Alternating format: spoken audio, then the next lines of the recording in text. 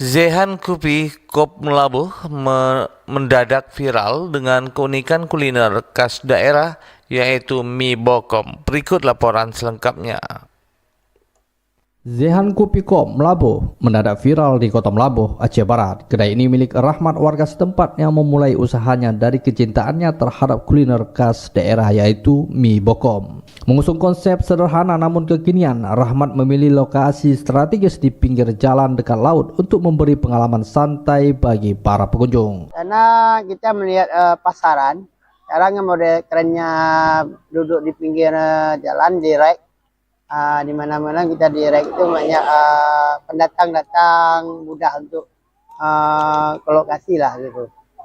Jadi apalagi di pinggir laut ini cocok untuk menikmati bersama keluarga dan kawan-kawan. Ia membuka kedainya setiap hari mulai habis salat asar hingga pukul 11 malam. Baru berjalan selama 4 bulan, kedai ini sudah menarik perhatian banyak pecinta kuliner. Lokasi usahanya terbilang strategis karena berada di kawasan yang sering dijadikan jalur olahraga masyarakat dan tempat nongkrong anak muda. Kawasan ini juga telah ditetapkan sebagai sentral kuliner di Aceh Barat. Menu andalan di kedai ini adalah mie bokom, mie khas Aceh Barat, serta kopi kop atau kopi gelas terbalik yang juga menjadi ciri khas lokal.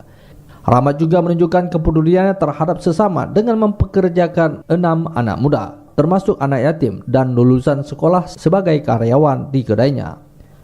Dr. Nova, salah satu pelanggan bersama teman kerjanya yang sempat mencicipi mie bokom dan kopi kop, mengungkapkan kesannya.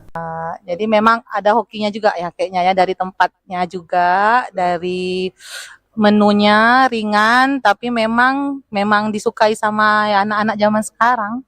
Dengan suasana adem di bawah pepohonan dan hembusan angin laut, kedai mie bokom kini menjadi pilihan utama warga Melabuh yang ingin menikmati santapan lezat sambil bersantai. Kedai ini tak hanya menawarkan makanan, tetapi juga pengalaman bersantap yang nyaman dan penuh nuansa lokal. Untuk kamu yang penasaran dan ingin mencoba sendiri, jangan lewatkan mampir ke kedai mie bokom saat berada di Melabuh. Reporter RRI Melabuh Irhamsa melaporkan.